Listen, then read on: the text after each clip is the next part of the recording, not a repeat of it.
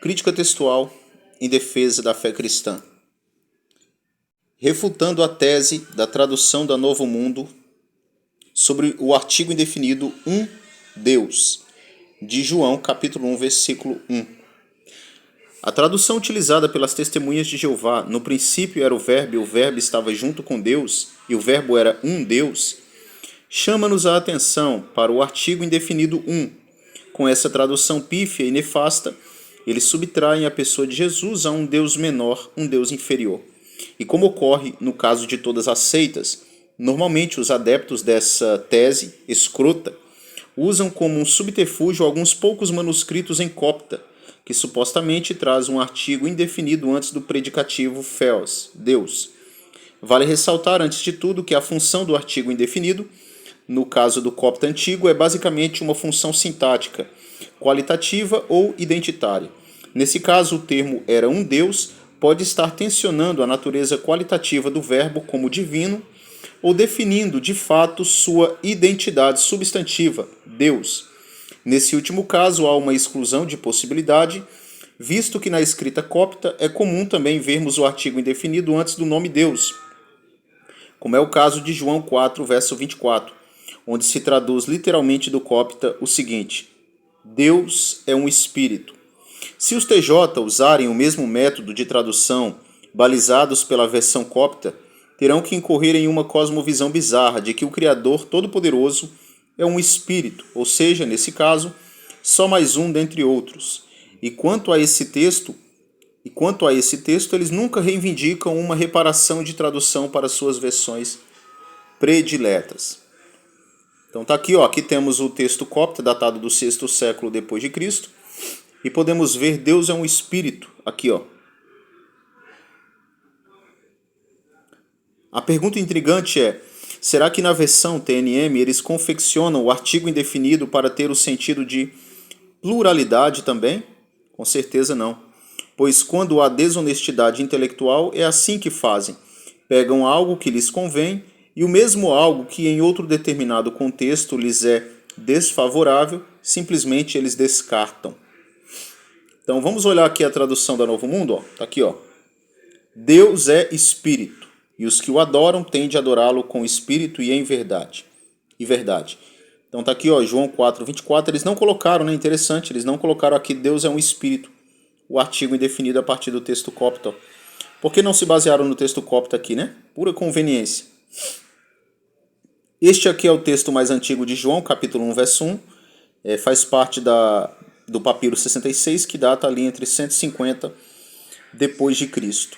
Nele nós podemos ler, Enarre en hologos, kai hologos en prostopheon, kai feos en hologos. No princípio era o Verbo e o Verbo estava com Deus e o Verbo era Deus.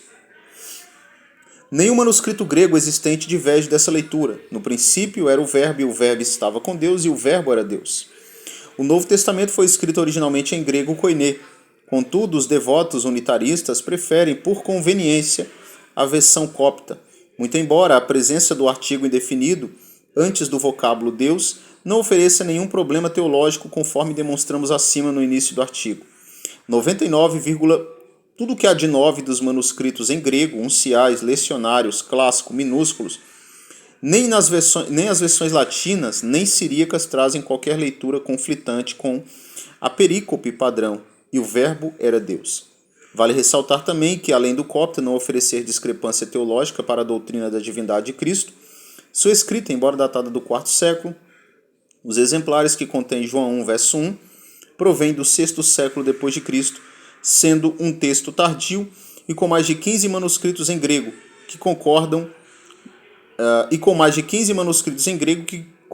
com João 1, verso 1, que o precede em muitos anos, isso sem somar as versões de outros idiomas, no caso do latim e do siríaco.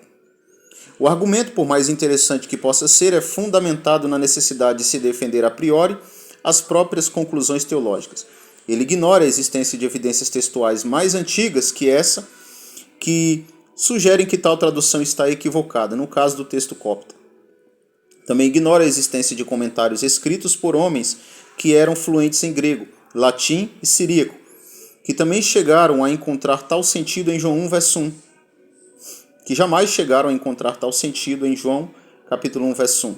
Também ignora o fato de que nem mesmo os opositores da ortodoxia cristã jamais ousaram traduzir João 1, verso 1 do modo como a STV traduz.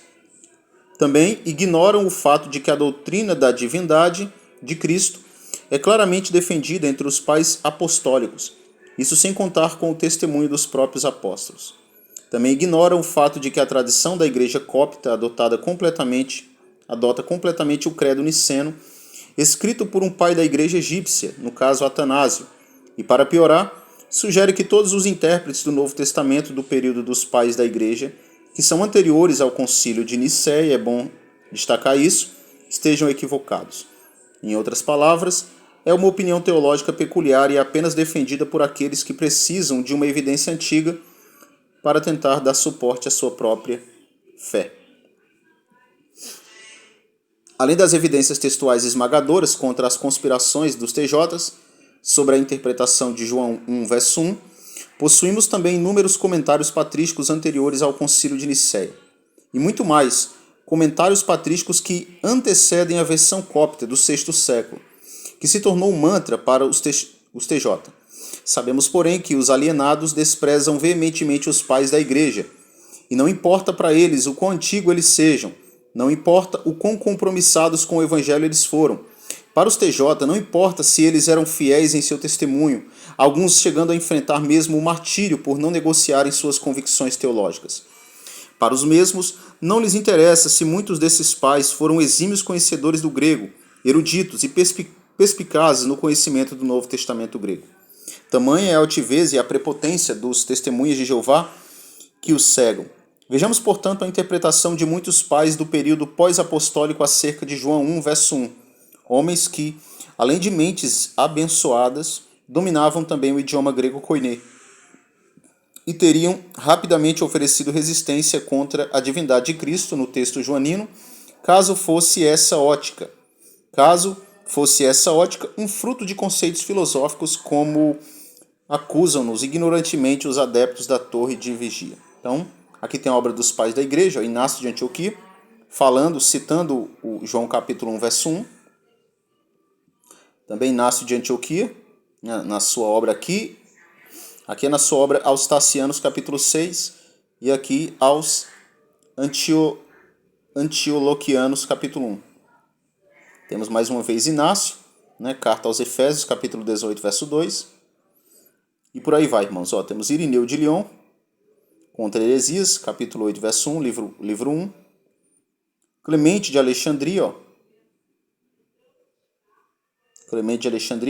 e aqui números pais. Aqui o texto grego, Enarche, enhologos, kai hologos en prostofion, kai feos en hologos. Aí tem aqui, contra Praxas, Tertuliano, contra Praxas, um exímio conhecedor do grego aqui, Tertuliano, um importante pai da igreja. Vitorino, em 300 depois de Cristo, comenta também o texto. Hilário de Poitiers, mais uma vez. Ambrósio de Milão. Taciano, no dia Tessarão siríaco, aqui, traz o texto, Kai Rofels en Hologos, e Deus era o verbo. Esses são apenas algumas poucas dissertações dos pais da igreja fizeram. O que eu apresentei aqui não é exaustivo, não, só algumas referências. E havia uma inquestionável unanimidade entre todos, sejam os pais gregos, latinos ou siríacos, e entre esses ainda tem mais, Eusébio de Cesareia, Hipólito de Roma, Agostinho, João Crisóstomo, Orígenes e por aí vai.